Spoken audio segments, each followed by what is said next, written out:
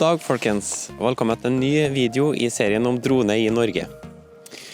Det er en del som lurer litt på hva som egentlig skjer hvis at man mister forbindelser til droner, eller hvis at den holder på å gå tom for strøm, om den da ramler rett ned fra himmelen, eller hva den egentlig gjør for noe selv.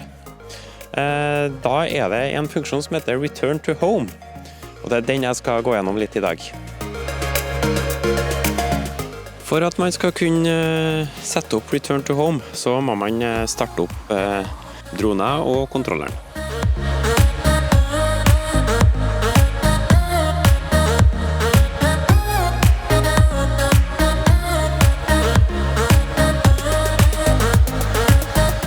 Det starter med at man må oppdatere HomePoint. Det skjer automatisk når man slår på droner og kontrolleren, når den har fått kontakt med nok satellitter. Der kom det HomePoint updated.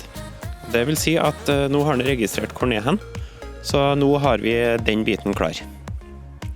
Når dronen har oppdatert HomePoint, så kan vi gå inn på menyen, og så kan vi gå på det som heter Auto RTH Altitude. Det vil si at når den starter Auto Return to Home, så går den opp til de meterne som er satt her. Jeg liker å ha 100 meter opp, fordi da kommer den stort sett over de fleste hinder på veien. I tillegg så kan vi scrolle helt nederst til Advanced Safety Settings.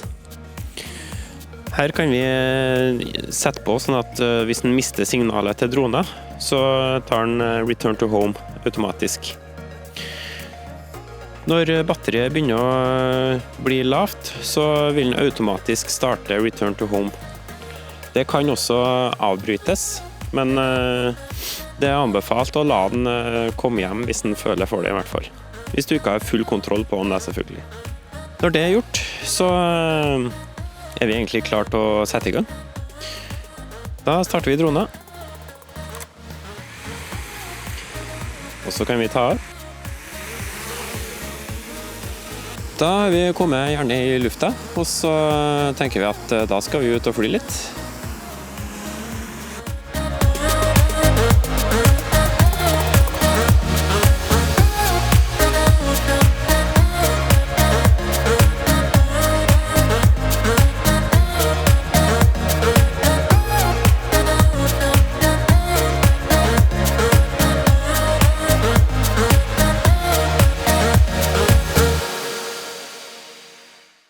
Og så ser vi plutselig at å nei, der kommer det et helikopter.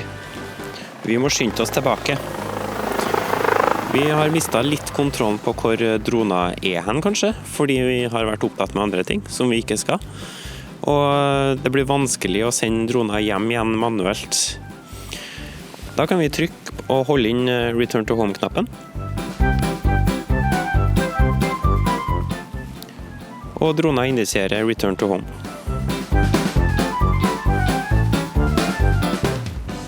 Da går den først opp til 100 meter, for det var det vi satte inn på.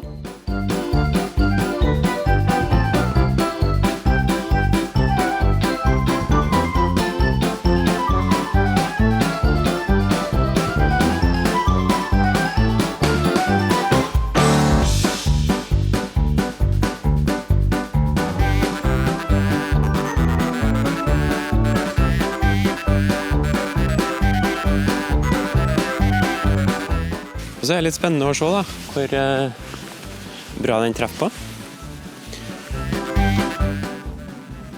Hvis vi tar kameraet ned, så får vi kanskje litt bedre overblikk.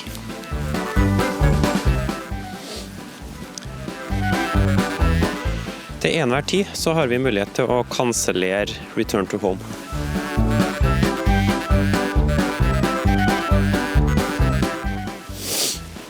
Av sikkerhetsmessige grunner så velger jeg å holde i kontrolleren mens jeg gjør det, sånn at jeg har mulighet til å kansellere.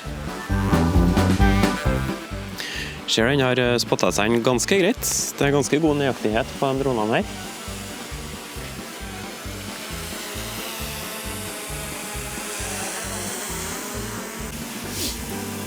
Og dronen hovrer over Return to Home-plassen. Hvis vi ser hvor den er igjen i forhold til landingspadden, så er den faktisk ikke så veldig langt unna. Da kan vi ta over kontrollen på dronen, og så kan vi egentlig lande den manuelt.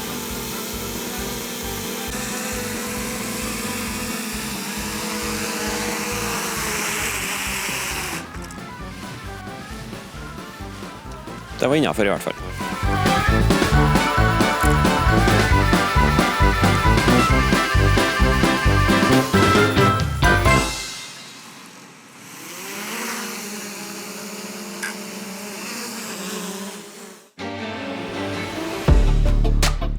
Så viser det seg da, når man holder på å fly litt rundt, at plutselig så går batteriet tomt.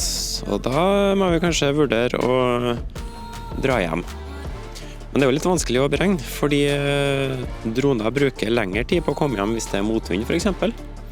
Og den kan bruke lengre tid for at den er lenger unna enn man faktisk tror. Den kan plutselig finne på noe annet sprell. Og det er litt vanskelig for oss mennesker å beregne det der. Da er det også en kjempefunksjon som gjør at droner returnerer hjem automatisk. Den kan på samme måte som når vi bruker knappen, også kanselleres, den funksjonen. Så skal jeg bare fly litt for å trigge den funksjonen.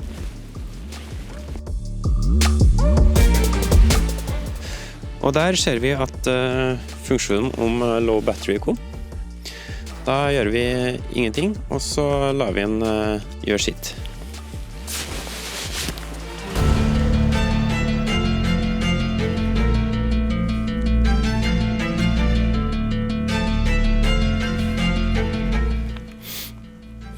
Da ser vi at den beregner 2 minutter og 40 sekunder. Der spratt den opp til 3 minutter, så det er litt, kommer veldig an på litt vind og sånne ting. Men vi ser nå at den har kommet opp til 100 meter, og den er på vei tilbake igjen. Vi kan tilte kameraet nedover igjen, så ser vi hvordan ligger den i forhold til oss.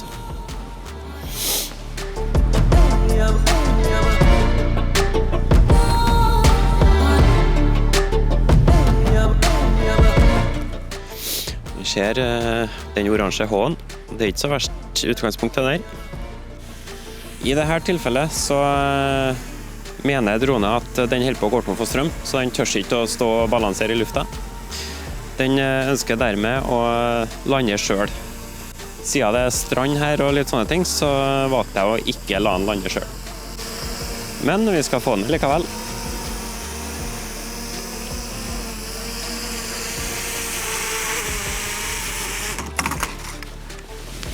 Siden det er strand her og litt sånne ting, så valgte jeg å ikke la den lande selv.